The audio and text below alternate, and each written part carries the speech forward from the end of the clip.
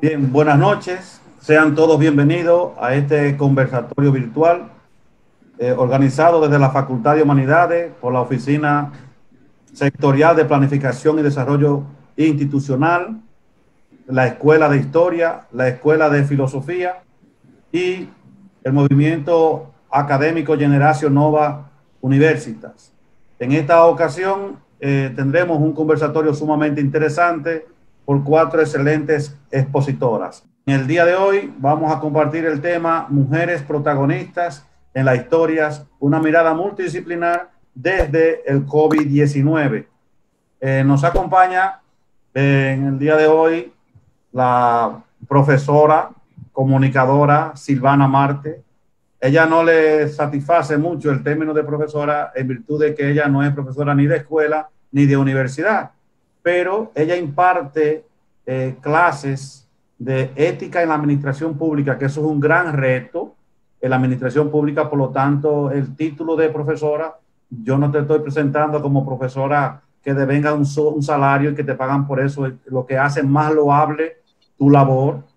Además, la profesora Silvana Marte es comunicadora, ejerce de una manera íntegra su trabajo de comunicación y es estudiante de filosofía. Y en un poquito medio discutible con algunos, pero hay algunas personas que pensamos que toda aquella persona que es capaz de cuestionarse, buscar respuestas y justificar su respuesta de una u otra forma ya está filosofando. Así que, querida profesora Silvana Marte, es un placer tenerte por aquí.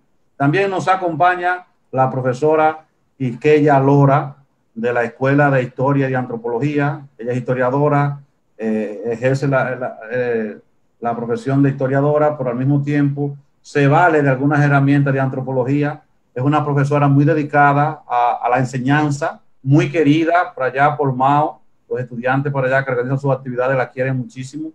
Así que, distinguida profesora Quisqueya Lora, es para nosotros un placer inmenso tenerla aquí con nosotros en esta ocasión. Nos acompaña también la profesora Ingrid Luciano, actriz, dramaturga, es de la Escuela de Filosofía, es una especialista en Jean-Paul Sartre, también ha hecho estudios sobre Aristóteles. Sí, para mí tú eres especialista en Sartre, no digas que no.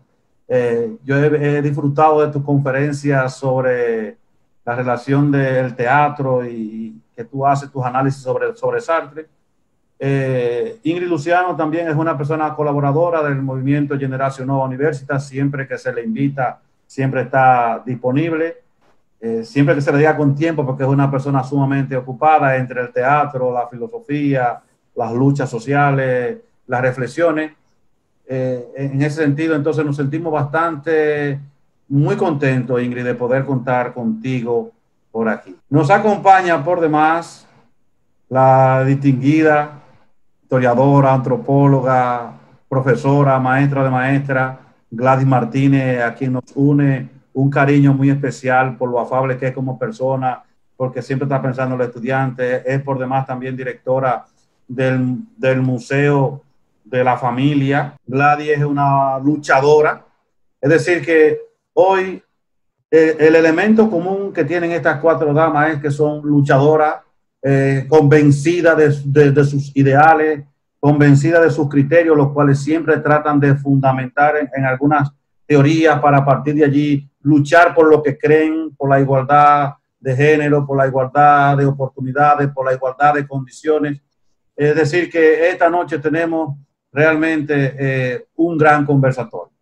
Así que agradecemos la presencia de todos y sobre todo a ustedes las expositoras. Mil gracias de antemano por haber sacado un sábado que normalmente es tiempo para la familia, tiempo para reflexionar y para aquellas cosas que de lunes a viernes no pueden hacer. Así que mil gracias por acompañarnos en este conversatorio.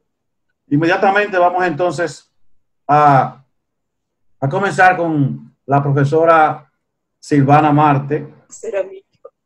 Silvana, a raíz de un artículo que tú publicaste, pues Silvana es también para el periódico Listín Diario, para la versión digital,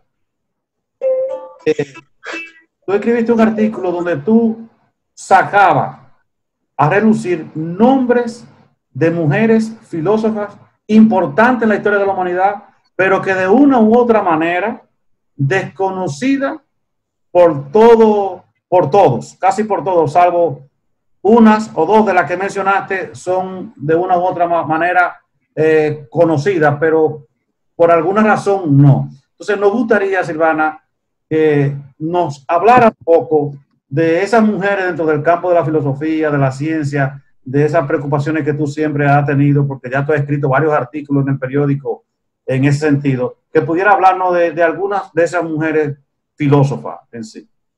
Por favor, Silvana. Bueno, la inquietud comienza porque, como ya usted dijo, soy estudiante de filosofía, entonces veo que en los temas que me tratan no se incluyen el tema de mujeres filósofas. Y más, eso de yo escribir es como una forma de drenar y ver, bueno, ¿por qué no se habla de las mujeres si hay mujeres filósofas y las hay desde la antigua Grecia? Entonces, más o menos de eso yo siempre estoy hablando en los artículos. Cabe destacar, bueno, que en la época de la antigua Grecia, el papel de la mujer no tenía ni voz ni voto, la mujer siempre estaba en la casa, ya como grupo social, como grupo político, no tenía ningún espacio. O sea, cualquier cosita que una mujer en esa época haya hecho, ya son cosas que hay que resaltarlas, porque no todo el mundo, no todas las mujeres tenían esa visión de hacerla. Entonces, por ejemplo, Teano de Crónota, que su padre supo siempre el interés de que su hija se relacione en el arte, en la cultura y aprenda. Y él la lleva a la escuela de Pitágoras y ahí ella se relaciona con Pitágoras y se casa con Pitágoras. ¿Qué pasa? Muchas de las teorías de Teano pasan a la escuela pitagórica y en la escuela pitagórica, luego, después que muere Pitágoras y muere ella, ya queda como un recurso que es del mismo Pitágoras, no de ella, no se menciona a ella. Por ejemplo, ella hizo tratados sobre la vida de Pitágoras. Ella tuvo mucha incidencia en lo que son los teoremas, en la teoría de los números, la construcción del universo. Ella hizo tratados sobre la virtud, también. Ella escribió sobre la piedad.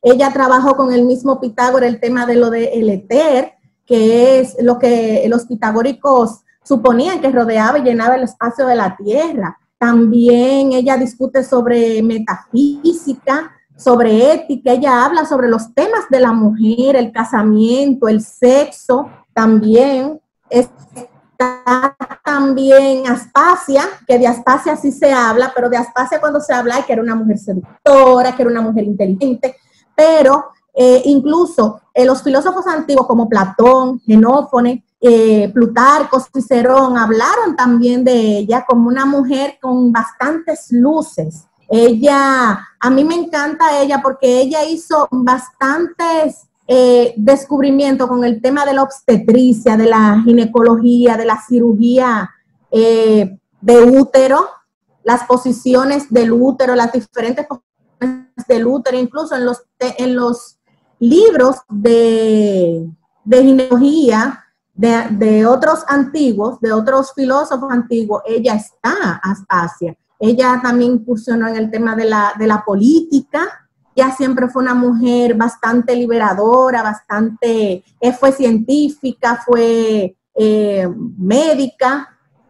También está Diotima, que Diotima se habla en el banquete, Platón habla de ella en el banquete. Y a mí me gusta mucho porque ella habla mucho sobre el amor, y del amor a todo el mundo le encanta el amor, y todo el mundo vive el amor. Entonces ella decía que que el amor es un anhelo inmortal, de los inmortales, pero que ahí está el amor físico, que es, bueno, ¿verdad?, el que tienen las personas cuando se relacionan, esa atracción física. Pero que esos no son, que a veces se utiliza ya para la descendencia, pero que no hay un ascender, que lo importante es en las relaciones, tanto la parte física como esa parte del conocimiento de ambos, y que para poder que sea un amor divino. Está Fintis también, que pertenece a la escuela pitagórica, y ella escribió fragmentos. Bueno, Fintis era bastante conservador, ¿verdad? Si hablamos de algunas de sus liberadoras, bueno, Fintis fue bastante conservadora, porque ella hablaba de la castidad, hablaba del autocontrol, hablaba de las relaciones sexuales con el esposo. Ella también hablaba sobre el tema de la templanza de la mujer. Ella decía que la mujer debía ser dentro del matrimonio, la persona que practique el autocontrol dentro de la relación, para que la relación pueda fluir. No estoy muy de acuerdo con ella, pero sí, ella escribió sobre eso. Fintis también decía que la filosofía podría ser para hombres o para mujeres, que no necesariamente el tema de la filosofía eran cosas de hombre. Está Períclone, bueno, que se cree que fue la madre de Platón. Todavía esas son cosas que se dicen, pero que todavía no, son teorías, que no hay nada que lo confirme. Ella escribió sobre la armonía de las mujeres y sobre la sabiduría. En el tratado sobre la armonía de las mujeres se refiere a los derechos de la mujer respecto al esposo, al matrimonio, a sus padres.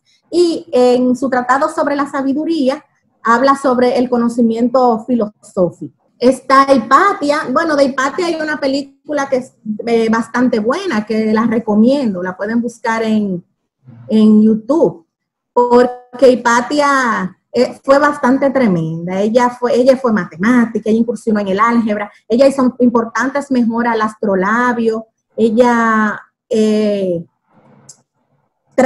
mejoró el uso de la astronomía esférica.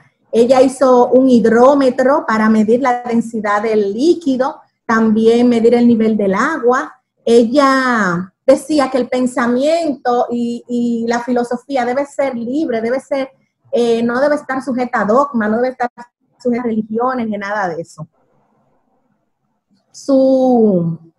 Ella apoyaba la igualdad de género también, que tanto los hombres como las mujeres pueden aportar a las ciencias.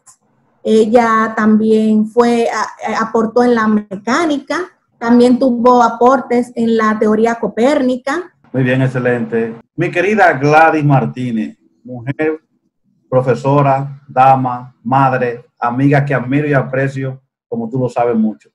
Profesora mía y de Dustin. Ajá. O sea que hay y de Ingrid, y de Ingrid también. Sabrá Dios. Bueno, ahí me llevan en la ventaja a mí, porque no tuve esa suerte en aula. Pero yo tenía 28 años cuando di clase a Eulogio. Bueno. No, te era dura, te era dura de verdad, está bien, no.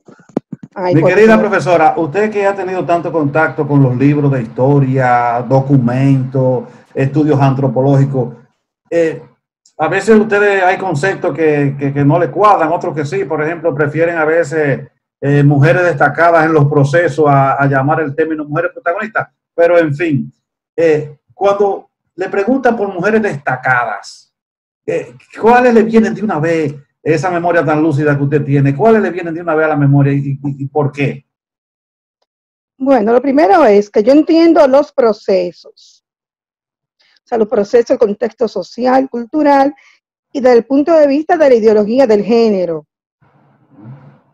O sea, porque siempre el tema de mujer destacada, caemos en un discurso patriarcal tradicional, donde se excluyen sujetos en los procesos, como es el tema de las mujeres esclavas, las campesinas, entre otras. Entonces, todos los libros de historia tradicionalmente han excluido a esas mujeres. Si tú te pones a ver, aunque tú puedes destacar 2 o 3 mujeres, que cimarronas, que en el siglo XIX, Quisqueya tiene un trabajo muy importante del siglo XIX, donde ella rescató toda la documentación. Y ahí destacó la presencia de mujeres ateras que eran herederas. Es un tema, el tema jurídico. O sea, las mujeres hasta los años 40, cuando la dictadura de Trujillo, las mujeres no tenían acceso a la gerencia, o sea, a participar en los procesos políticos. Entonces, Trujillo, dentro de su política, su propaganda política, le dio el derecho al voto a las mujeres. Pero ¿cuáles eran esas mujeres? Las mujeres, hijas, esposas de políticos e intelectuales de la época de Trujillo. En ese contexto, bueno, voy a irme un poquito al siglo XIX. El siglo XIX, durante la Primera República, una periodización tradicional francesa, ¿verdad? Las mujeres, las madres de los jóvenes trinitarios, o sea, siempre las ideas más progresistas aparecen en algunos documentos. Tenemos a Rosa Duarte, que es otro tema que teníamos que hablar, si Rosa Duarte escribió o no ese diario, esas notas autobiográficas. Tenemos a Rosa Duarte, Chepita Pérez, María Trinidad Sánchez, Concepción Bona. Entonces, en ese contexto, esas mujeres tuvieron un rol de apoyo dentro de la cotidianidad. Porque otra cosa que hay que destacar, que esos procesos sociales hay que verlo de la vida cotidiana, para tú entender que esos grupos sociales que hacían, que no hacían, y también el tema de clase social. No es lo mismo la situación de una esclava que de una mujer libre. Entonces, esas mujeres comienzan a aparecer en los textos, siempre ligadas a labores tradicionales, educación, enfermería. Tú vas a ver desde que en Francia, después de la Revolución Francesa, porque las mujeres participaron mucho en la Revolución Francesa, pero fueron excluidas desde el punto de vista de la participación política. Recuerda que eran derechos humanos, los derechos de los hombres. Entonces, el siglo XX, generalmente, inicio de la primera mitad, aparecen algunas mujeres esposas de algunos políticos. Tenemos el caso de Trina Moya de Vázquez, a quien se le atribuye que escribió el himno de las madres. Otro tema, el Día de las Madres también, ellos lo copiaron de otras culturas, de otras naciones.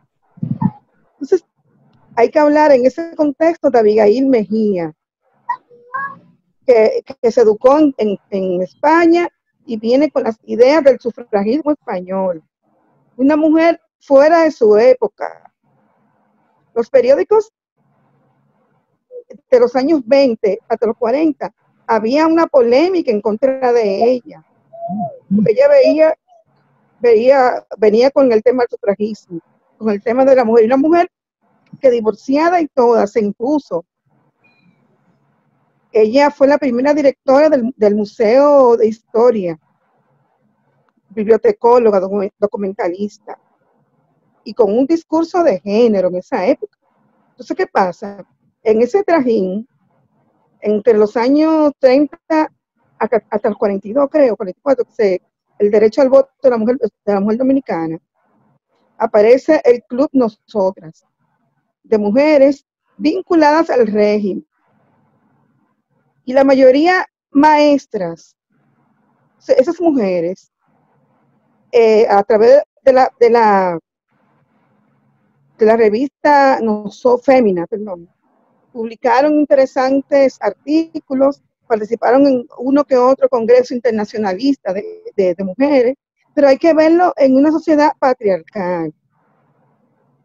Porque yo te pregunto, desde que se da el derecho al voto a la mujer dominicana hasta la caída de la dictadura de Trujillo, solamente 2 o 3 mujeres se destacaron. Isabel Mayer, como la gobernadora de Montecristi. Recuerdo la otra señora, que ella tuvo una participación internacional en las Naciones Unidas. porque recuerden que hasta el año 1975, Minerva Bernardino. Minerva Bernardino, una mujer muy trujillista, muy fuerte y vinculada a su familia con actos de terror del régimen trujillista. O sea, en ese contexto, dentro de la oposición trujillista, surgen los primeros movimientos de mujeres a través de la Asociación de Mujeres. Entonces, que van a tener una participación muy importante, el derrocamiento de Trujillo a través de los partidos de oposición y en todo el proceso que hubo del derrocamiento de Trujillo hasta la Guerra Civil de 1965. Ahí vemos que como algunas 20 mujeres, de acuerdo a los documentos y a la historia oral, el Archivo de la Nación tiene unas grabaciones de algunas de esas mujeres, participan en ese movimiento social que fue la Guerra Civil de 1965. Después de la Guerra Civil, producto de lo foráneo, de la repercusión que tiene el movimiento de izquierda, la revolución cubana, todo eso, las mujeres están asociadas a los partidos de izquierda, sin ningún papel protagónico dentro de los partidos. Entonces, hay que ver todo ese proceso. A través de esas mujeres, de las feministas dominicanas, es que hoy día nuestras hijas, nuestras nietas, tienen acceso a la educación, a muchas cosas. Pero hay que cambiar la manera de ver el mundo, cambiar hasta cómo leer los documentos históricos, porque toda esa información, por ejemplo, toda la información que rescató Quisqueya, ella lo hizo de un enfoque de género, no misógino. Tal vez a muchos historiadores le pasó por la mano esos documentos, pero no tenían ese enfoque. Entonces, el protagonismo, si tú pones a ver, yo hice un ejercicio en la web de buscar mujeres protagonistas y me aparecían las mujeres políticas, porque también es otro tema. Dentro de los partidos políticos hay discriminación. No sé, el 33% que nos toca, de acuerdo a toda la legislación electoral, no se le da a la mujer en los partidos. Y yo conozco la mayoría de las mujeres políticas tienen que sacrificar muchas cosas, que la vida de la mujer no termina porque sea senadora, porque sea esto, no, la misma sociedad te impone roles que tú tienes que seguir a la mala. Entonces, hasta el rol de la maternidad, todo eso, son imposiciones en una sociedad totalmente patriarcal. Entonces yo veo, por lo menos, que las jóvenes, producto de lo que uno le habla en las aulas, del acceso a las redes, todo eso, tienen más claro sus roles, pero viven en una familia patriarcal que les impone que aunque usted vaya de 7 de la mañana a 10 de la noche a tomar clase, tiene que ayudar y dar la comida a su hermano y esto y lo otro.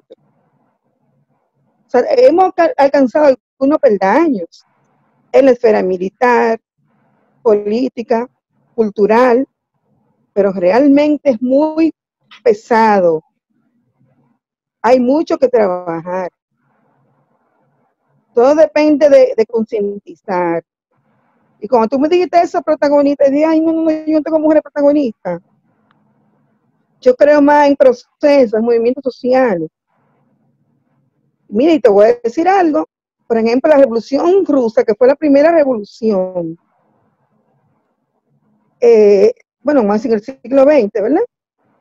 Las mujeres tenían que seguir con su tercera y cuarta jornada. Los partidos de izquierda no valorizaban a las mujeres. Y para una mujer destacarse en la sociedad, no tiene que ser porque lo es.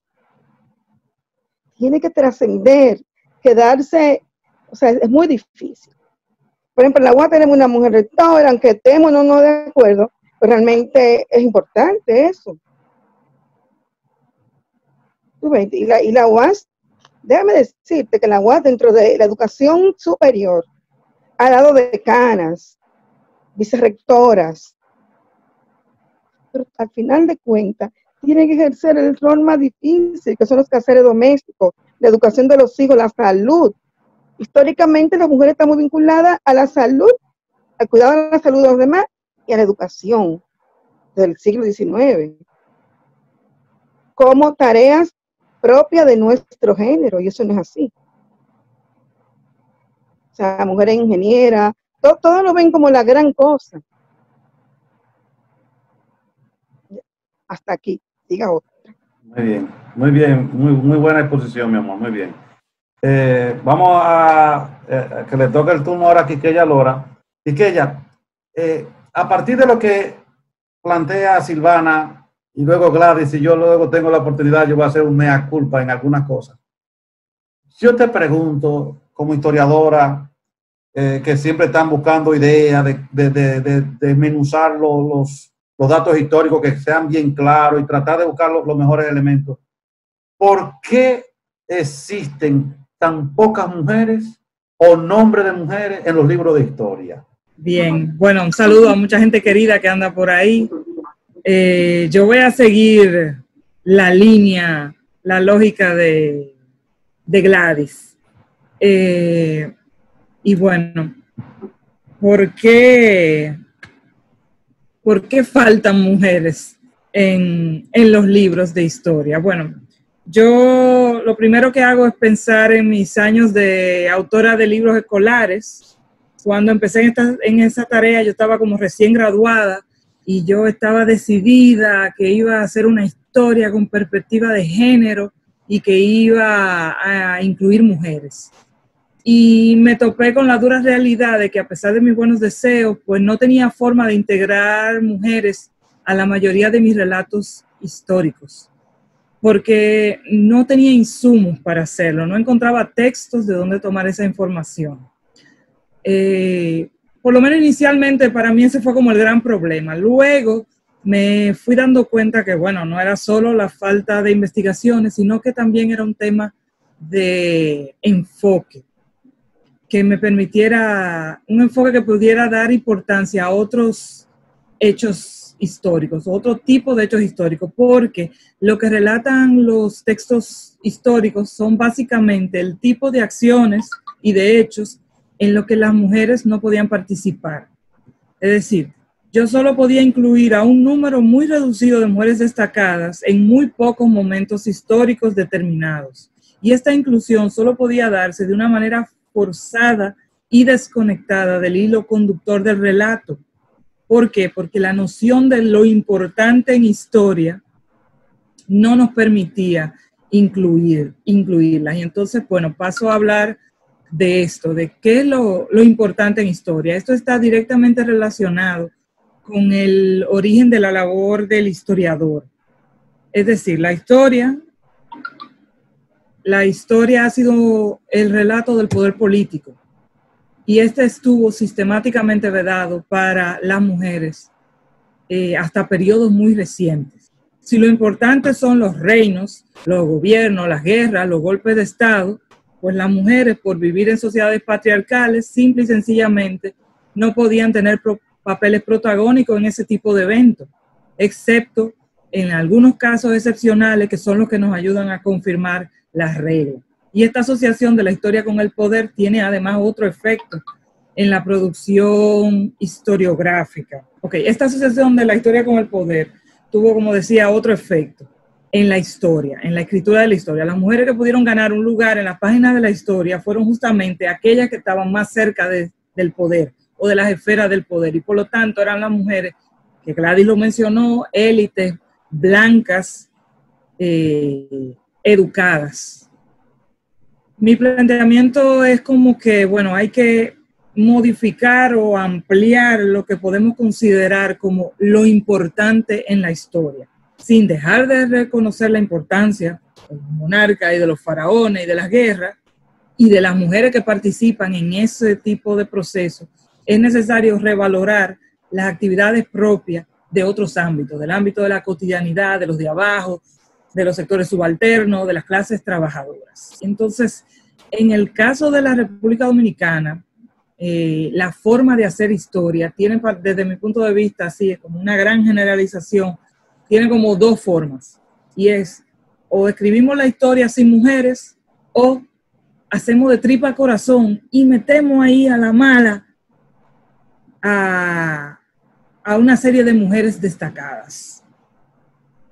Yo voy a concretar, voy a referirme básicamente a poner dos ejemplos que me ayudan a ilustrar la pobre y compleja representación de las mujeres en la historiografía dominicana. Son dos ejemplos bibliográficos. Entonces, el primero sería Rufino Martínez. Es un historiador muy importante que escribió un diccionario biográfico, en el que presentó más de 1000 biografías.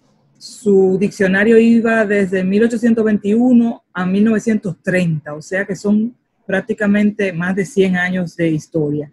Y entre sus 1000 y pico de biografías, solo hay 12 mujeres.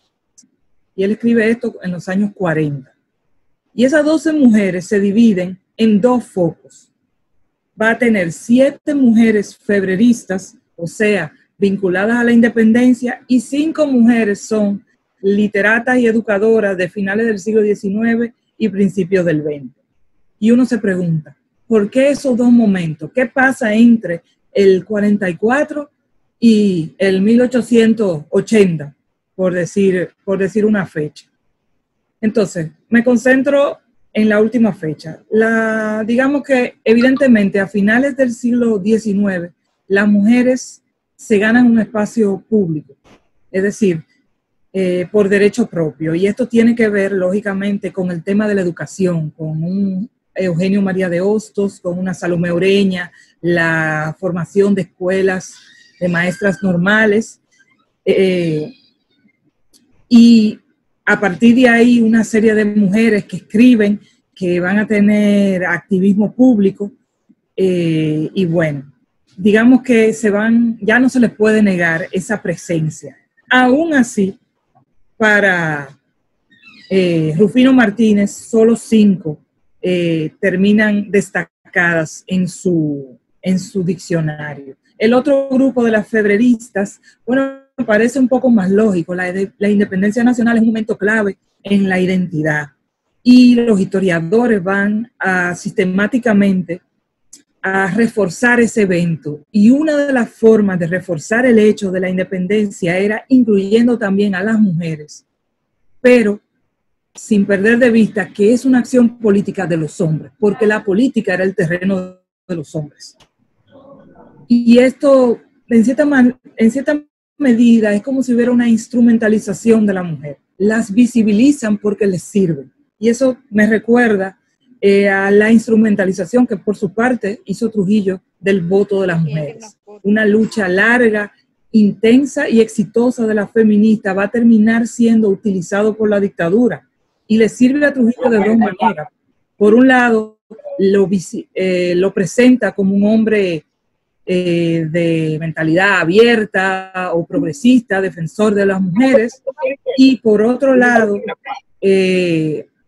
le sirve interiormente porque le permite legitimar contundentemente su régimen. Ahora no solo votan los hombres, ahora también las mujeres votan, y ahora sí, él puede decir que el universo de los adultos votantes son los que legitiman su régimen. Entonces, ese era mi primer caso. El otro caso es un libro muy importante, se llama Mujeres de la Independencia, de Betilio Alfao Durán. Es un trabajo pionero en cuanto a una obra dedicada al papel de las mujeres y de mujeres tan tempranas, por decirlo de alguna manera, porque vuelvo y digo, a medida que inicia el siglo XX, pues ya es más evidente la presencia de la mujer. Ahora bien, lamentablemente, esta obra hay que verla con un ojo crítico y es el ejercicio que quiero hacer ahora aquí con ustedes. Betilio Alfao Durán es un intelectual de la dictadura y su obra está imbuida en el sesgo propio de la época. Es decir, esta selección de mujeres se inserta en un propósito particular y es promover el canon nacional, el nacionalismo. Recuerden que el nacionalismo es uno de los ejes fundamentales, transversales del régimen de Trujillo. Entonces, hay muchas publicaciones, muchas actividades que van en esa dirección, y el libro de Mujeres de la Independencia también formó parte de eso.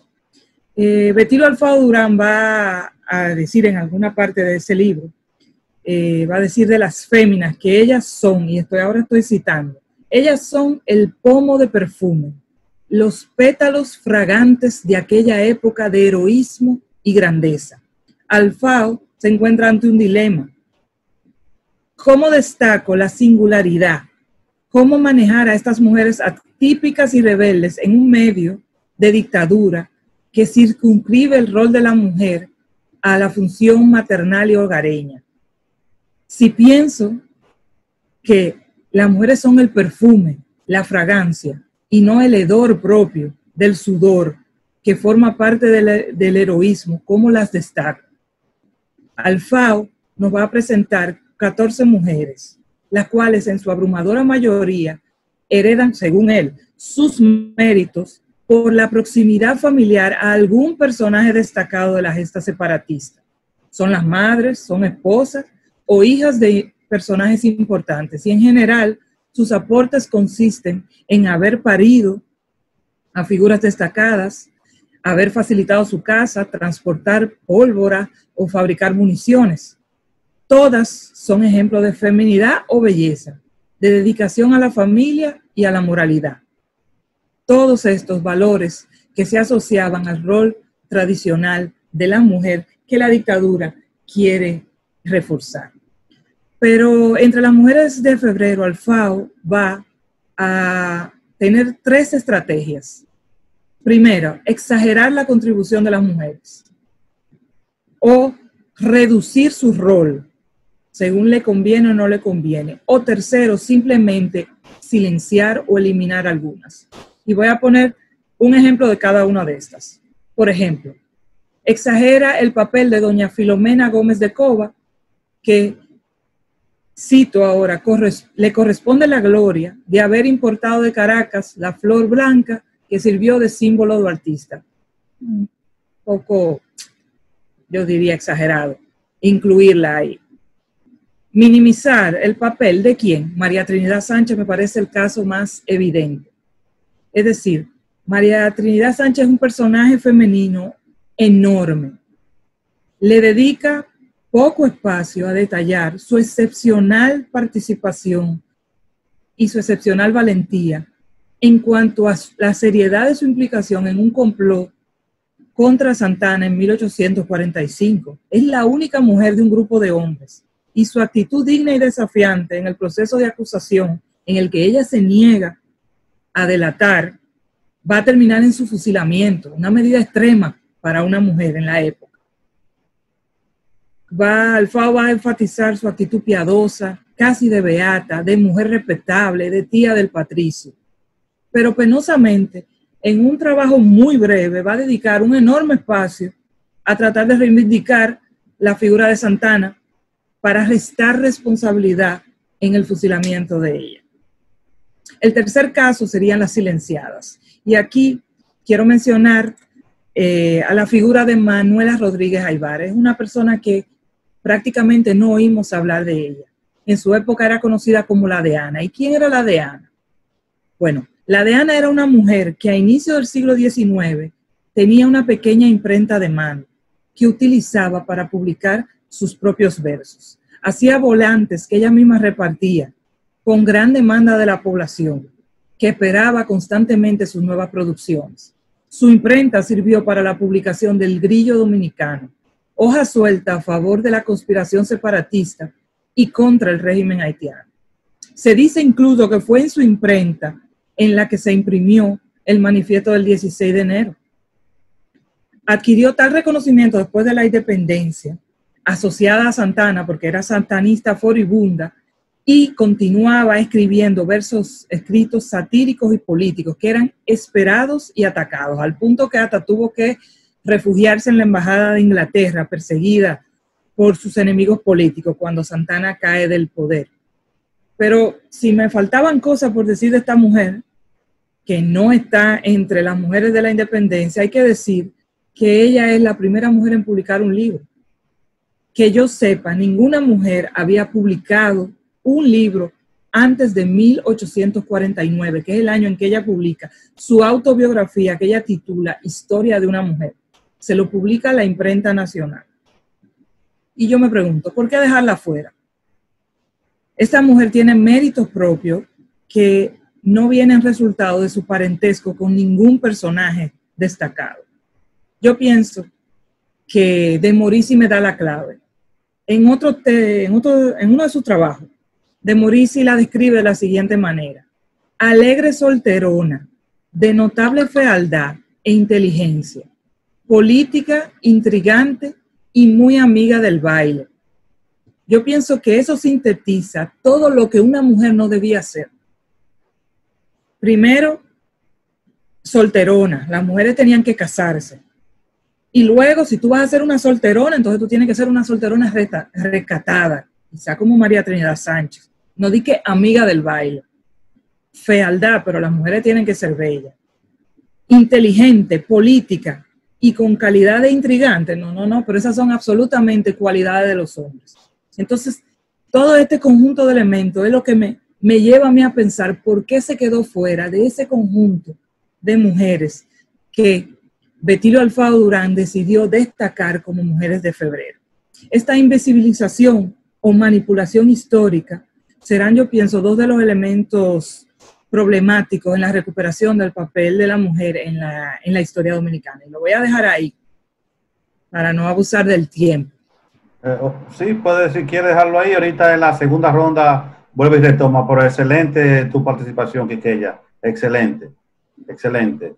Entonces vamos a pasar ahora con la profesora Ingrid Luciano.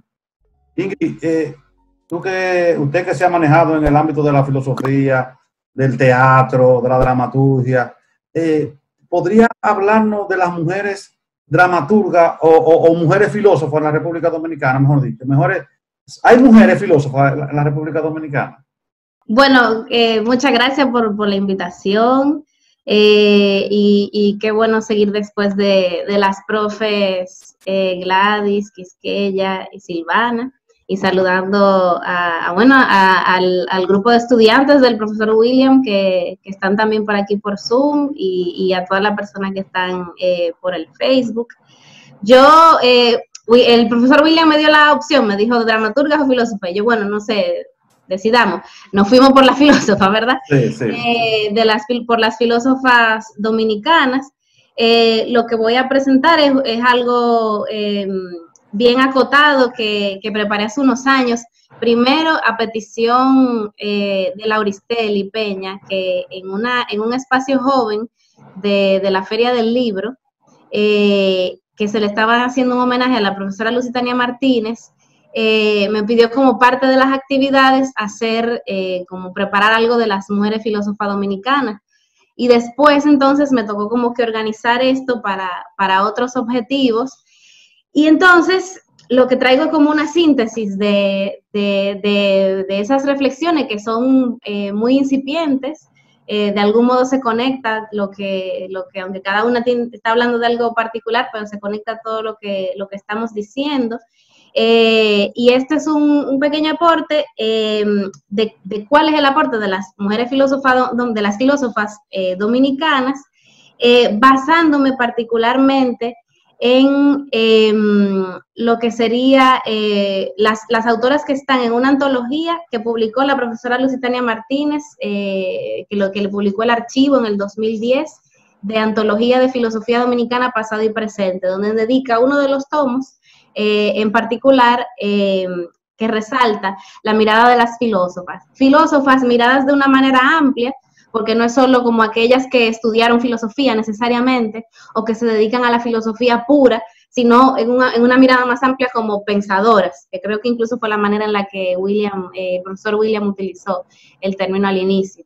Entonces, me preguntaba en ese momento, bueno, ¿cuál es el aporte específico? ¿En qué ámbitos, qué temas, qué temáticas están ellas planteándose? Y también si tienen algún aporte particular y específico que hacer las filósofas a la filosofía dominicana en sentido general, que es como una inquietud. Y esto, claro, solo incipiente y va a ser algo que va a haber que seguir profundizando. Entonces, me parece importante el tema porque la filosofía también es un saber, es un quehacer que está muy masculinizado, desde lo que nos enseñan, como empezaba Silvana planteando, de lo que nos enseñan en las materias de filosofía, pero también si nos vamos muy concreto al ámbito filosófico en el país, pues también, por ejemplo, en el momento donde hice esa indagación de 25 inscritos en la carrera de filosofía, solo había 4 mujeres. Ahorita me podrá actualizar Silvana de la situación actual. La realidad es que tenemos escuelas de filosofía, que algunas son directamente seminarios para formación de sacerdotes, donde en algunos aceptan, claro, también personas de afuera, y algunas pocas de esas son mujeres. Y la Escuela de Filosofía de la UAS, claro, es abierta a todo el mundo, pero por ejemplo en toda su historia solo ha tenido una directora mujer. Entonces es un ámbito bastante masculinizado, y eso lo podemos analizar desde distintas perspectivas, pero definitivamente que tenemos que tener la mirada de género para comprender cómo la filosofía se ha entendido como un saber que supuestamente es para los varones, como todo, así como planteaban las profesoras sobre la historia, de que las cuestiones de la historia son las grandes cuestiones de los reyes y los príncipes y los presidentes y las grandes guerras, y eso se supone que lo hacen los hombres. Parte de lo que también nos han enseñado que lo hacen los hombres es el pensar racionalmente. Entonces, también es visibilizar que a pesar de esto, de que se nos ha relegado al no filosofar, hemos filosofado como quiera.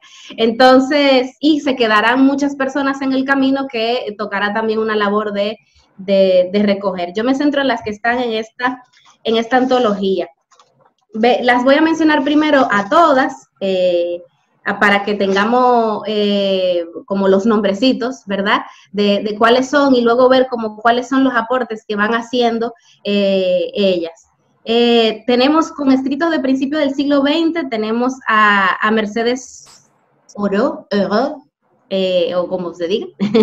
Tenemos con escritos de mediados del siglo XX en adelante, tenemos a Flérida Nolasco, filósofa y folclorista, Camila Enríquez Ureña, una de mis favoritas, filósofa y humanista, Abigail Mejía, una de las precursoras del feminismo dominicano, Delia Weber, poeta y pensadora, Ilma Contreras, cuentista y pensadora, a filósofas que están actualmente escribiendo, investigando, impartiendo docencia.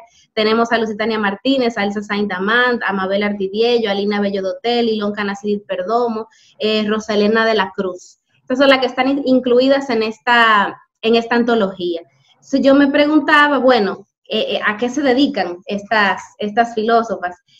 Y por un lado, en cuanto a las temáticas que ellas abordan, nosotros podemos, obviamente, una gran variedad, pero digamos que traté de agrupar un poco en lo que plantean, y tenemos que, por un lado, hacen sistematización e interpretación de la historia de la filosofía occidental, y específicamente latinoamericana y dominicana.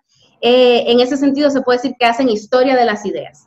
Pero hay otras que hacen estudios más profundos y dialogan con filósofos europeos, latinoamericanos y dominicanos, profundizan en ese pensamiento y lo reinterpretan para su propio contexto y su propia realidad. En ese sentido trascienden, no solo haciendo historia de las ideas, sino un pensamiento más original. Encontré en varias algo común, que es la defensa y argumentación del derecho a existir y la necesidad de la filosofía frente a cientificismos y otras perspectivas antifilosóficas. Encontré reflexiones sobre la cultura, los valores, la espiritualidad y el conocimiento. Y encontré también la búsqueda de una vida íntegra y coherente entre lo que se reflexiona, entre lo que se profesa y lo que se hace. Coherencia entre pensamiento y vida. Y también algunas de ellas, no todas, hacen entonces reflexiones específicas sobre el lugar de las mujeres en la cultura, en la sociedad y en el pensamiento. Tenemos entonces que en el caso de algunas de las que hacen, por ejemplo, análisis, debates con otros filósofos de una manera bastante rica, se puede resaltar un estudio que hace Roselena de la Cruz sobre Antonio Sánchez Valverde, un estudio de Camila Enríquez Ureña sobre Hostos, de Félida Nolasco, que reinterpreta el pensamiento de Pedro Enríquez Ureña, más actual Elsa Sainamán sobre la teoría antropológica y política de Spinoza, Alina Bello Dotel sobre Hannah Arendt, la interpretación de la libertad en Sartre que hace Lusitania Martínez, el tema del derecho a existir de la filosofía lo encontré en pensadoras más anteriores, como el caso, por ejemplo, de Mercedes Oró, y de Flérida Nolasco, quienes defienden la filosofía frente a una concepción positivista y cientificista de que, bueno, ya no hace falta el pensamiento filosófico. Entonces, ellas resaltan la necesidad de filosofar, quizás, por lo menos yo lo veo, uno podría criticar la perspectiva desde la que lo miran, quizá demasiado platónica y quizá demasiado desde la reinterpretación de San Agustín de Platón, pero bueno, su dedicación es a darle importancia a la filosofía. Más actual, Elsa Saint-Amand, que está en otra situación, también defiende el rol de la filosofía, pero ya frente al neopositivismo y frente a concepciones posmodernas que ella dice se dedican a detractar a la filosofía mientras la hacen. En cuanto a reflexiones más sobre la cultura, la espiritualidad, etcétera, nosotros tenemos que Delia Weber desarrolla una especie de filosofía de la religión, tenemos una concepción ética en Ilma Contreras, una teoría del conocimiento en Mercedes Oró, tenemos una concepción sobre la libertad en Lusitania Martínez y una teorización sobre la cultura y el papel de las mujeres en ella de Camila Enríquez Ureña.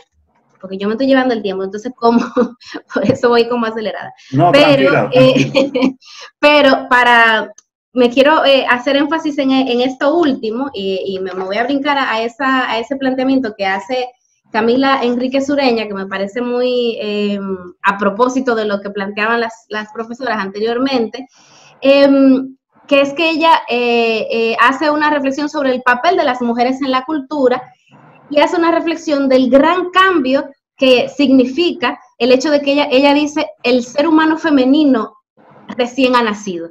Es decir, siempre habíamos estado y siempre habíamos sido humanas. Sin embargo, en la cultura, ella dice en ese tiempo en el que ella escribe, ella escribe desde Cuba también en ese caso, está hablando de un proceso de empoderamiento colectivo de las mujeres y ella está defendiendo ese proceso colectivo de las mujeres estando en el ámbito de la cultura, porque ella le responde a algunos que plantean, no, lo que pasa es que cuando se masifica la cultura, entonces ya no tenemos a estas grandes mujeres que se destacan, sino como que eso se pierde. Ella dice que eso es una ilusión óptica, que es un gran avance de que la mitad de la humanidad está empeñándose en la cultura y que eso necesariamente no es un asunto solo de cantidad, sino de que la cultura cambia su contenido.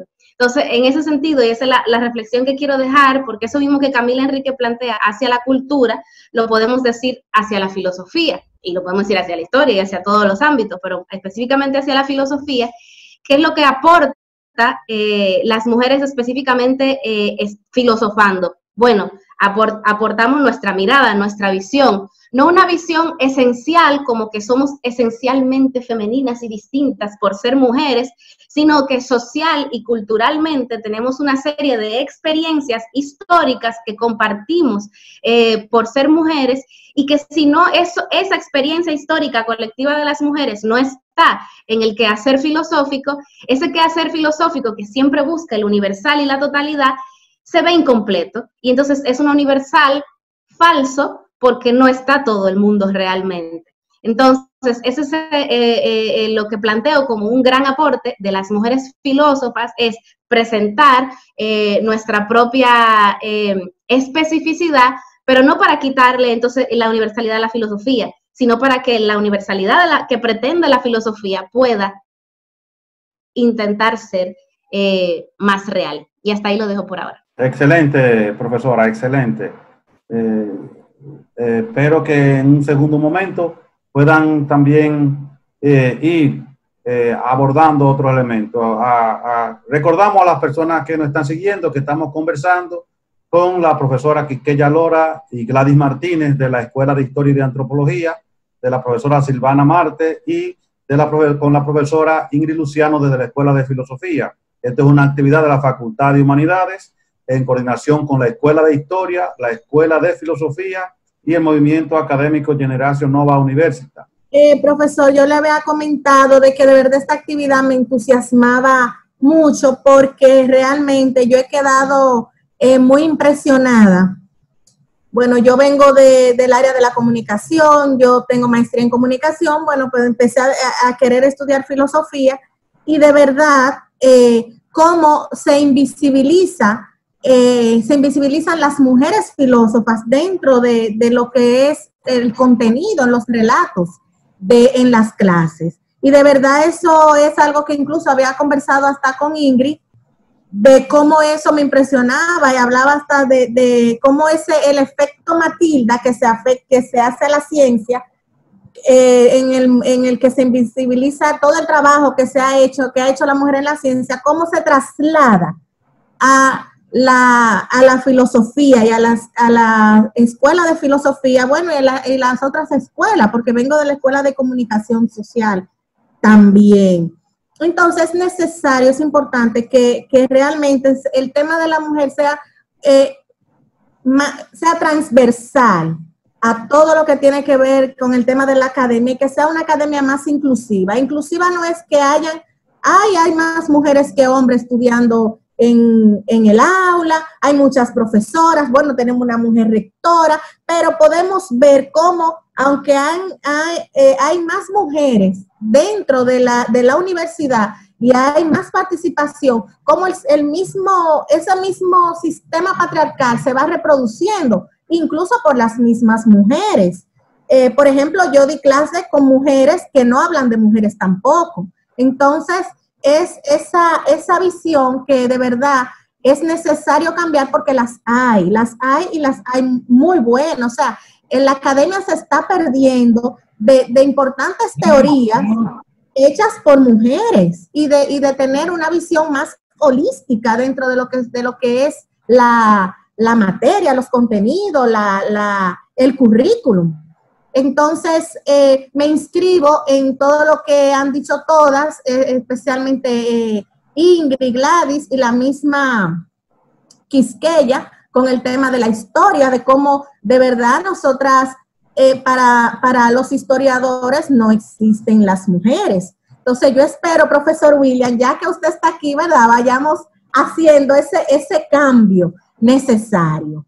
Es cuanto, por ejemplo, en mi clase de Historia de la Filosofía 2, bueno, se habló de la Edad Media, los hombres en la Edad Media, pero casi no se hablaron de las mujeres en la Edad Media. Y sí, hubo filósofos en la Edad Media. Está Hildegarda de Bingen, está Eloísa de Paráclito, está Beatriz de Nazaret, está Clara de Montefalco. O sea, son mujeres que también hicieron sus aportes, independientemente si tú estás de acuerdo o no estás de acuerdo, porque igual yo no estoy de acuerdo con la teoría filosófica de San Agustín, sin embargo lo tuve que estudiar y me lo tuve que aprender. Entonces, son esos pequeños detalles que se ven pequeños, pero de verdad es necesario para que la academia pueda evolucionar, pueda trascender. Tenemos tecnología, tenemos muchas cosas, pero estamos paradas y parados en el mismo círculo de que vamos reproduciendo lo mismo, y va a pasar años y años y años y vamos a estar en lo mismo. Si no hacemos estos tipos de reflexiones y saltamos al cambio. Es cuanto. Muy bien, profesora. Distinguida Gladys Martínez. Bueno, yo puedo decir lo siguiente. Todo esto hay que analizarlo desde el punto de vista de la teoría de construcción del género, tanto en el ámbito de la historia, la antropología, como en la filosofía. Y lo que yo creo mucho, que es la nueva historia social, la vida cotidiana, para poder reconstruir el papel de las mujeres en esos procesos.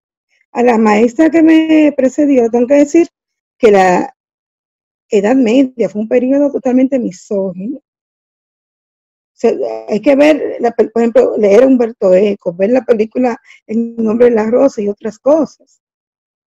Y realmente no es fácil.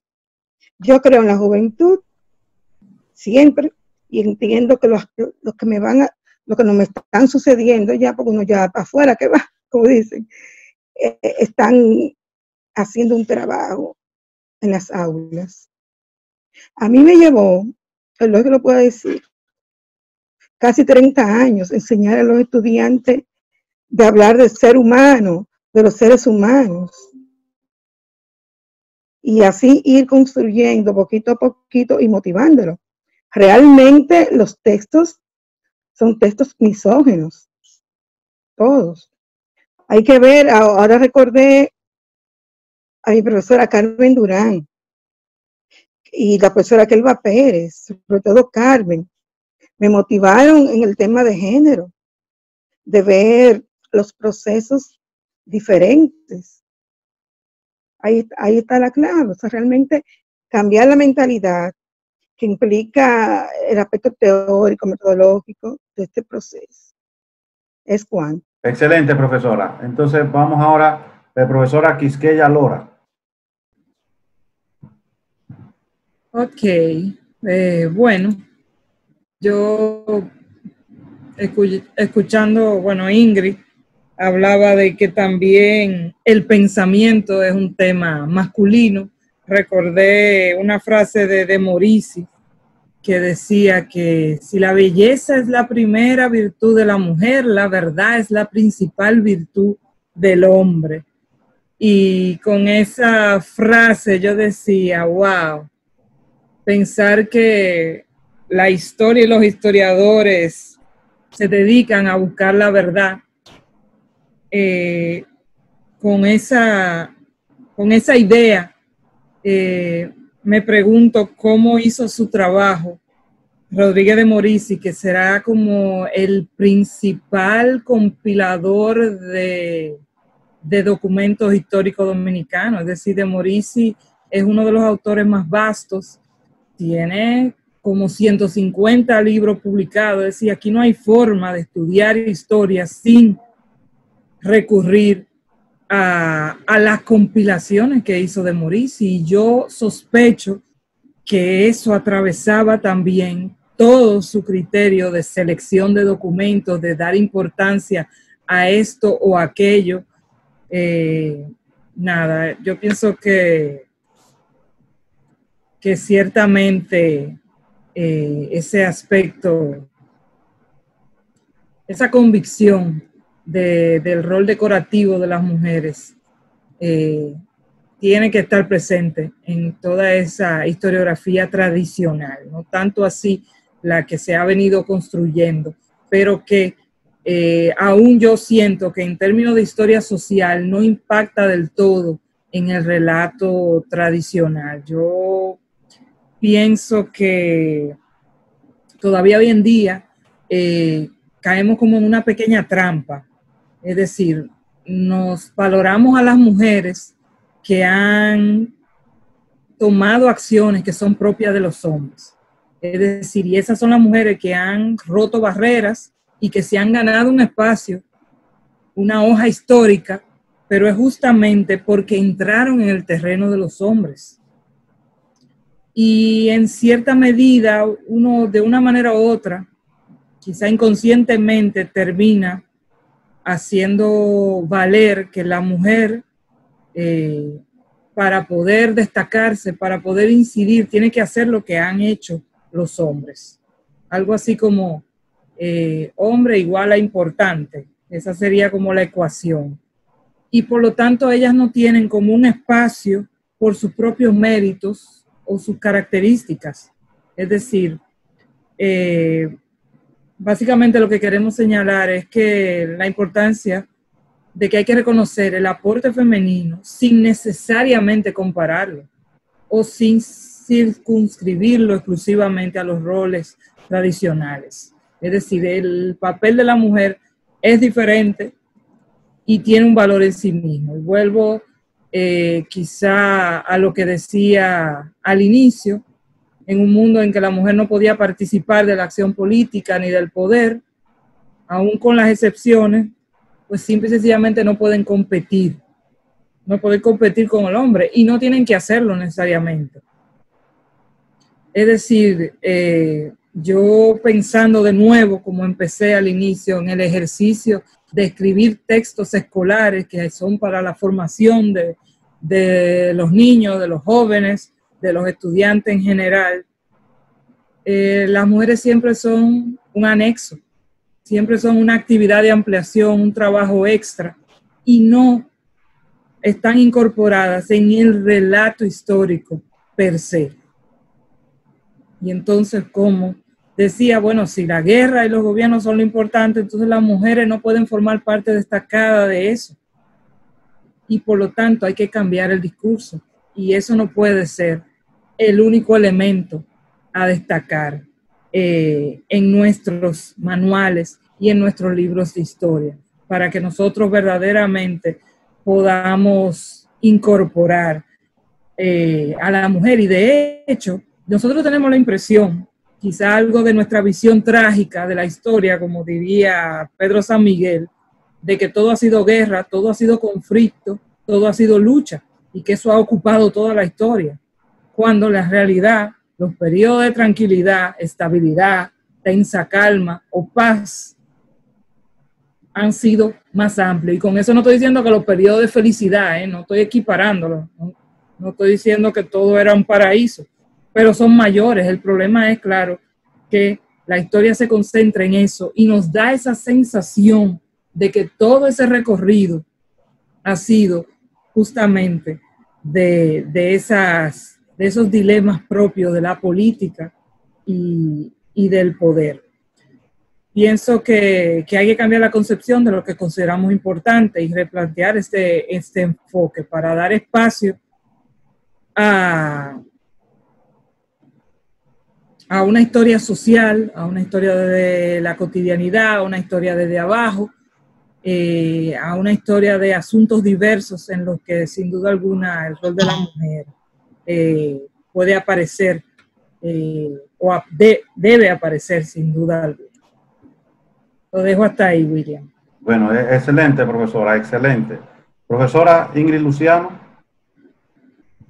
Sí, bueno, definitivamente que tenemos un desafío en general, o sea, yo creo que incluso las docentes que nos interesa, que estamos sensibilizadas en el tema, que hemos hecho algún tipo de investigación de visibilización de las mujeres, creo que no tenemos resuelto el tema metodológico que ha planteado Quisqueya de cómo uno realmente mirar, en nuestro caso, la historia de la filosofía de manera diferente.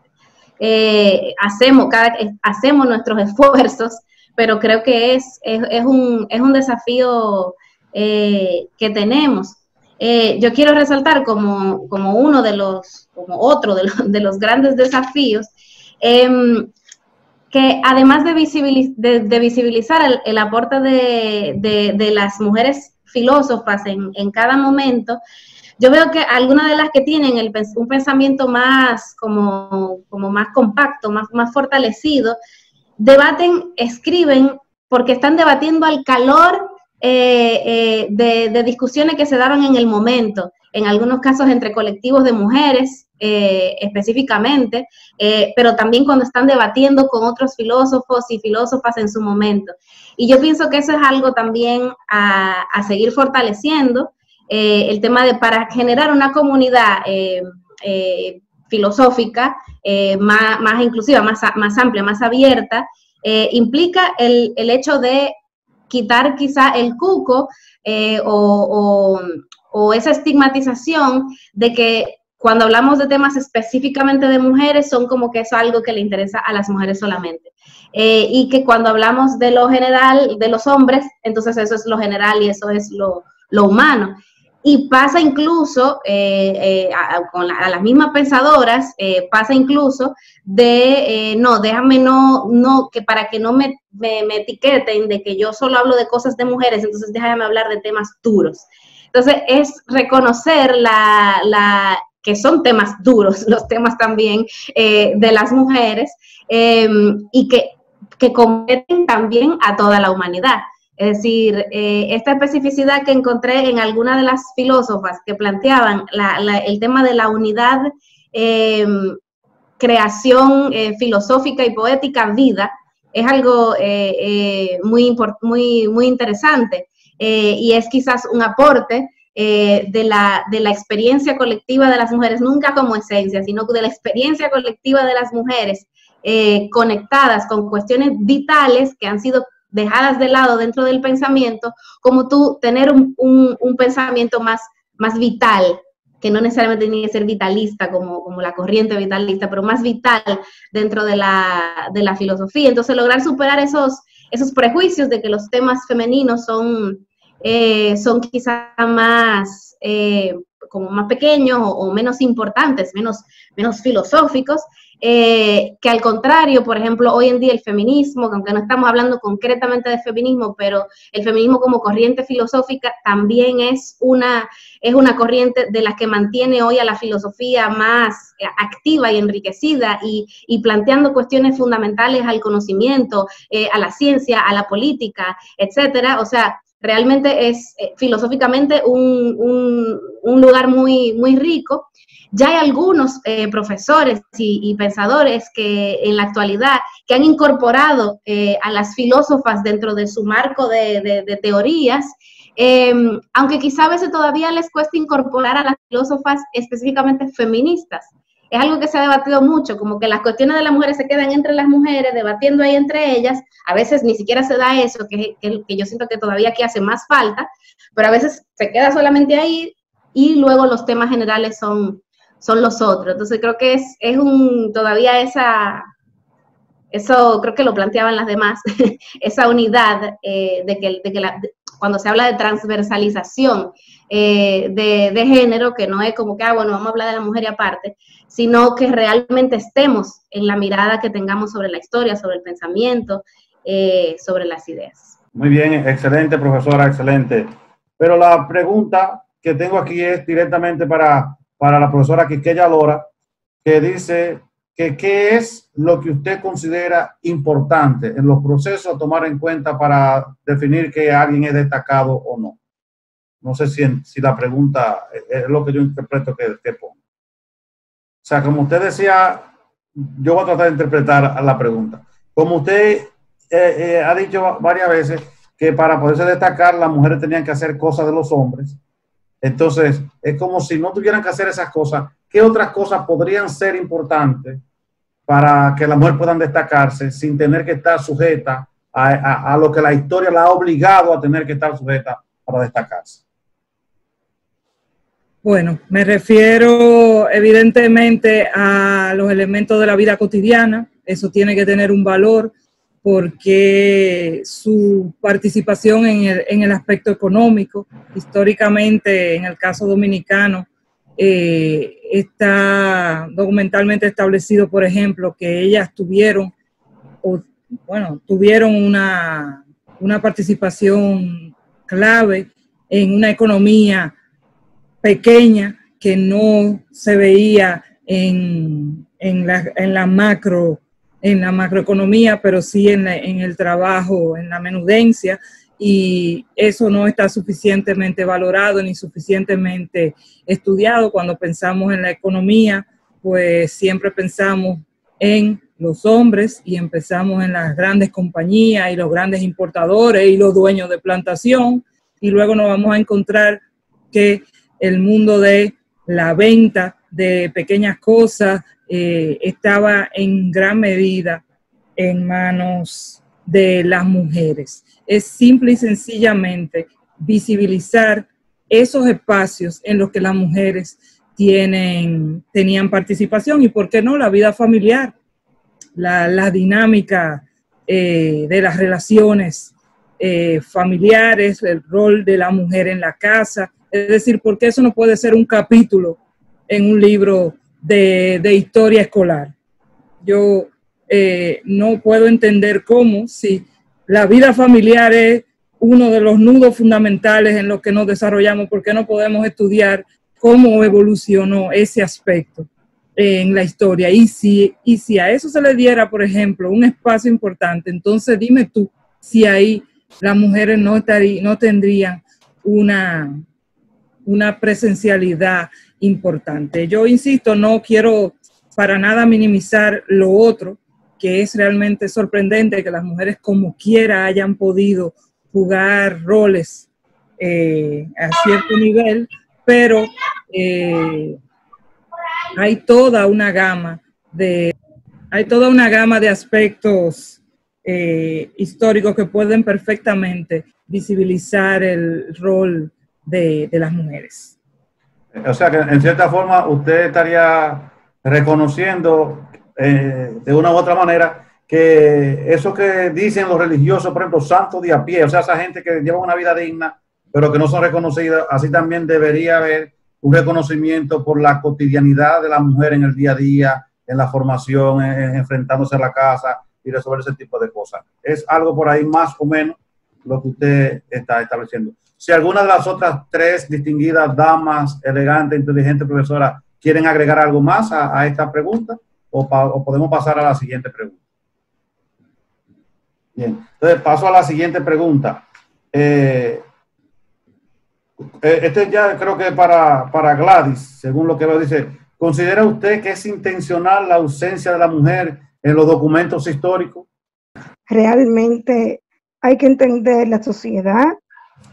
O sea, cada documento histórico se escribe en un contexto político, jurídico, social. Entonces, hay que entender cómo se ubicaba a las mujeres en estas sociedades. Son excluidas de los documentos. Tiene que ser algo ya que trascienda. Si una mujer, como lo estudió Quisqueya Lora, en su artículo, la mujer en el siglo XIX, que debería publicarlo como libro, son sacadas del proceso. O sea, en todas las sociedades donde existe la propiedad privada, o sea, desde la esclavitud hasta nuestros días. O sea, no hay necesidad para esa ideología patriarcal, misógena, de tener las mujeres ahí un rol de protagonismo. ¿Es cuánto? Bien, bien, excelente, profesora. ¿Qué ha pasado hoy día con la mujer? ¿Por qué todavía en pleno siglo XXI la mujer sigue siendo, a pesar de la globalización, a pesar de otros movimientos, el rescate de la mujer, por qué aún sigue la mujer siendo reproductora de ese modelo patriarcal, de ese modelo de opresión a la mujer? Eso tiene implicaciones epistemológicas que a mí me gustaría que se debatiera. Bien, no sé si la profesora, cuál de las profesoras quisieran hacer un comentario a lo que él acaba de decir. Estoy viendo por el chat también que preguntan, algunas personas han comentado en algún momento de que ya hemos avanzado mucho también y alguien que pregunta, bueno, pero ¿por qué todavía? O sea, hay varios comentarios en el chat al respecto. Yo creo que lo primero es reconocer que todavía hay una situación de desigualdad, porque ya si partimos de eso, estamos en un marco común bastante interesante, porque lamentablemente nos encontramos a veces con discursos que te dicen, no, pero ya, ¿qué más es lo que quieren? Si ya hemos logrado, si ya las mujeres han logrado todo lo que querían, ¿qué más? No, hay una situación todavía fuerte de desigualdad. Hoy que hay tanta información, googleen y busquen situación de la desigualdad de las mujeres en el mundo y también a nivel nacional, dónde están las tierras, el dinero, el poder político y económico, etcétera. Además de lo que hemos estado hablando aquí, que es el tema de la invisibilización en la historia, en la historia de las ideas también, en el pensamiento, que no es que no hemos estado, sino que hemos estado invisibilizadas cuando hemos estado, y en otras situaciones, que es el énfasis que ha hecho Quisqueya, hemos estado haciendo otras cosas que no se le da tanta importancia. Entonces, el por qué es una gran pregunta. ¿Por qué? ¿Por qué se mantiene? Es que hay la opresión, las mujeres no son el único sujeto oprimido que hay en el mundo. Hay muchas formas de opresión, pero todas estas formas de opresión alimentan a un sistema económico en el que estamos, que se sirve de esas formas de opresión para ganar con nosotros, es decir, para sobreexplotarnos también. Entonces, en ese sentido, la mirada que podemos tener, hay muchas miradas que se pueden tener, pero me parece que una muy productiva es una que sea crítica con todas las formas de opresión. Hoy en día que está tan revoleado el ambiente y quizá algún tipo de algo más de conciencia con el tema del racismo por el caso reciente en Estados Unidos, que también podemos mirarnos en el ombligo en ese sentido y mirar en nuestra propia realidad, es como todas estas formas de opresión alimentan. Es una cuestión de poder y de grupos de poder que se enquistan en ese sentido, y que los distintos sujetos oprimidos en ese sentido también somos más explotados, es decir, ganamos menos las mujeres para hacer el mismo trabajo en el mundo, por ejemplo.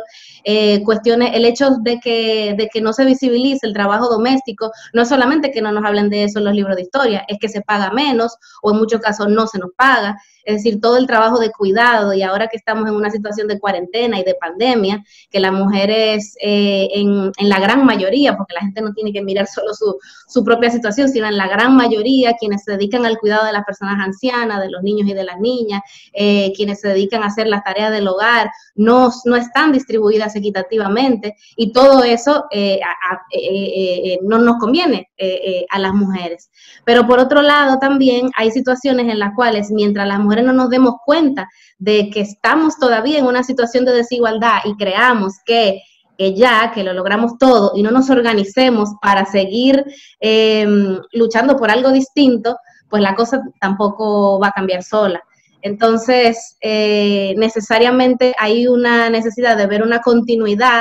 Lo lindo de ver a las mujeres en la historia y en el pensamiento y demás es ver que lo que tenemos hoy es gracias a las luchas también de antes, y que ahora nos toca también seguir haciendo un trabajo para que en algún momento las cosas sean distintas. Muy bien. Bueno, tengo dos preguntas más. Doctora Virtudes de la Rosa pregunta a través del Facebook: ¿cómo entienden ustedes que debemos abordar el tema de la visibilización de la mujer en los programas y procesos formativos de la carrera de la UAS? Es la pregunta que hace ella. Cualquiera de las cuatro que se motive puede responder. Gladys Martínez. Sí, Gladys. Es incluir en la currícula el tema. Me da pena mencionarlo, pero hace más de 25 años que en todo el programa de Quehacer Científico, Estudio Universidad de Historia Dominicana, se incluyó el género como un eje transversal. Y capacitar a los docentes, sensibilizarlos con arroba, para que, esa iniciativa. Porque que yo he ido a conferencias de profesora que yo me quedo, el tema de la independencia, la independencia, cuando tú quieres introducirlo, un tema, te bloquean. Entonces es un tema de sensibilizarlo, tiene que ser una imposición académica de la vicerrectoría docente a los decanatos, a las escuelas. Es la única manera. Porque lo hará una maestra, otra maestra, después de 10 maestras, tal vez un maestro. Pero es un tema de sensibilizar en los currículos. Y el Instituto de Género que ella dirige, que hace su labor, uno está dispuesta a que lo vinculen. Eso es un tema ni económico, ni de nada. La profesora Lusitania Martínez tiene más de 30 años luchando con ellos, por ello. Que escucho siempre hablando del tema y de otros temas, y la parte creo que más importante de todo esto no se toca, que es la médula, la formación religiosa con la que se sube y se crece, es la que trae arrastrando todo eso. Y por eso es tan difícil cambiar toda esa mentalidad. O sea, y nadie toca eso. O sea, se piensa que se puede ser liberal, que se pueden entender las ideas de género y todas esas cosas como una religión que es totalmente de los siglos, que le dice a la mujer que tiene que quedarse en la casa, que tiene que obedecer al marido, que no ponga las dos cabezas, y por ahí sigue usted. Y mujeres muy educadas aceptan todo eso como si fuera una cosa que no hay que discutirla. Y no se toca. Nadie quiere tocar eso porque eso molesta al que escucha, que está participando, y se arma un lío de una vez. La pregunta va por ahí, si la profesora piensan que se puede lograrlo, ese nivel de conciencia para que se vea, porque parece absurdo que estemos discutiendo sobre que la mujer no es igual que el hombre o que hay alguna diferencia, en fin, ese tipo de cosas, parece absurdo que lo estamos discutiendo todavía en esta época. Pero si no tocamos el tema de la formación que viene de base, de hombres y mujeres, al final no vamos a hacer nada, porque es que eso es fuerte, eso es una ideología fuerte que está en la cabeza de hombres y mujeres. De hombres y mujeres. Ahí lo dejo, William. Bien, a ver si alguna de las expositoras quiere hacer algún comentario a lo que en resumida cuenta el profesor Eulogio plantea, que la religión también ha incidido bastante milenariamente a ese asunto de que la mujer no sea completamente valorada en su justa dimensión, que si no se rompe con esa formación, eso también va a dificultar más la igualdad entre hombres y mujeres en todo lo que corresponde a los roles sociales. Si alguna de las expositoras quiere hacer un comentario en ese sentido. Pero que no quede que, o sea, de acuerdo, solo decir, claro que sí, que una de las taras de los problemas, que alguien había preguntado antes, ¿por qué todavía? Bueno, en nuestro país, por ejemplo, que se hizo un tímido intento de hacer una política de género en la educación dominicana, tuvimos a los grupos de poder religioso volviéndose locos y haciendo marcha y demás, diciendo que no, que la ideología de género, inventando cosas, de una política de género que ni siquiera existía, ni existió, ni se redactó. Entonces, efectivamente, necesitamos en nuestro país, por ejemplo, un Estado laico, que eso no significa que la gente no tenga libertad de culto, no, cada quien que cree en lo que quiera, sin embargo, que el Estado no esté influenciado por las ideas religiosas por una religión o en particular o por ninguna, sino por un asunto de derechos humanos. Bien, profesora Quisqueya Lora. Bueno, no, yo estaba pensando ciertamente en la orden departamental 33-2019 que generó lo que está diciendo Ingrid. Es decir, es que aquí las mujeres han ido consiguiendo espacio, consiguiendo derechos de la mano con el mantenimiento de todo una cultura patriarcal que no necesariamente ha evolucionado al ritmo de esas conquistas de las mujeres y se ha mantenido. Y hoy justamente, señores, es 30 de mayo. Hay que hablar de la dictadura de Trujillo y, por ejemplo, el concordato y todas esas cosas que siguen teniendo vigencia prácticamente 50 años después, sigue estando ahí. Un poder que es masculino, el poder de la iglesia es un poder masculino además, que de alguna manera u otra se resiste a reconocer los espacios y la necesidad de una educación de género en un país como este, con los feminicidios como los estamos viviendo. Entonces, ciertamente, digamos que se vive como en una contradicción.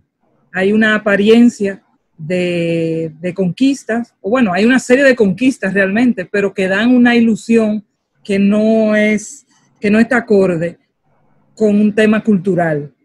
y el tema de la cultura y el tema del pensamiento es difícil, es muy difícil de transformar, pero si no hay una política decidida desde arriba que ayude a impulsar esos cambios que son necesarios en la práctica cotidiana de los hombres y las mujeres, entonces se sigue reproduciendo. Y yo pienso que esa es la clave también de los feminicidios, es decir, hay un machismo que sigue estando ahí, que es incompatible con una sociedad que está permitiendo a las mujeres alcanzar sus metas y moverse con ciertas libertades, con ciertos derechos, aspirar a ciertas cosas.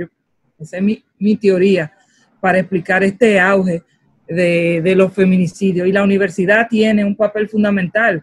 Si finalmente el Estado no ha podido implementar la política, bueno, quizá la UAS debería incorporar en su, como muy bien decía Gladys, en su currículum el tema esencial de género.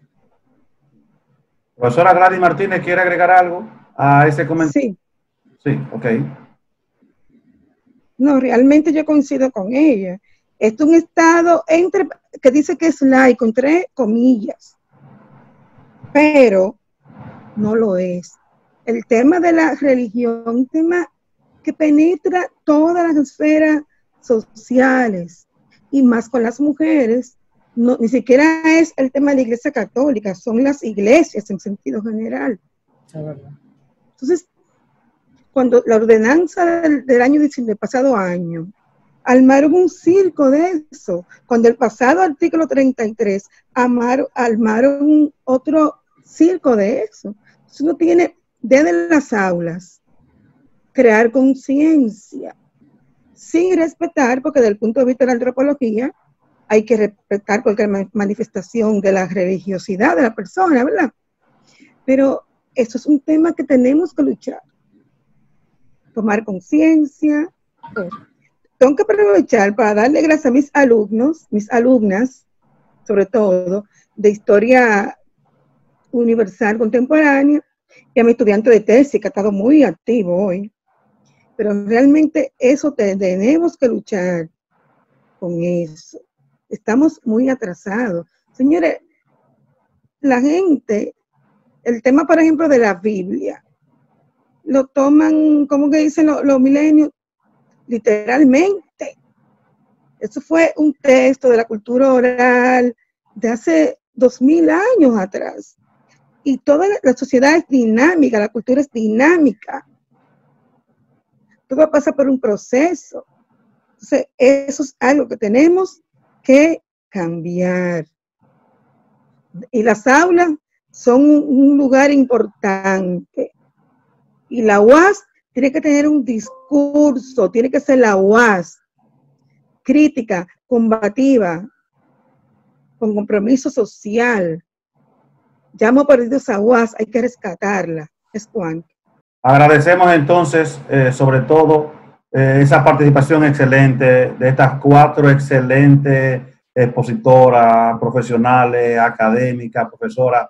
Un fuerte abrazo. Esperemos que pronto podamos tener otro tipo de conversatorio con ustedes